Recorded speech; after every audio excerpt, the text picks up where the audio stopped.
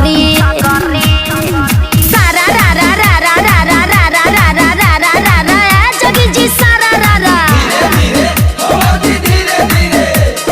मरद के मुँह हमारो दिल्ली के कमाई देवर के फरज द तू ही निभाई। अरे बाबू हेने आबा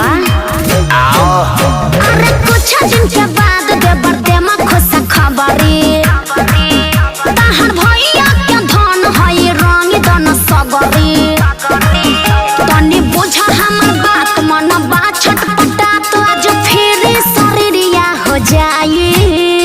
चाचा ए चाचा ए के बोलता रे? चाचा हम भीतर से बोला था ना बेटा तीसरा लहर में भीतरी से मत अब बहरी ना तो फिर भीतर चल जीबे। चाचा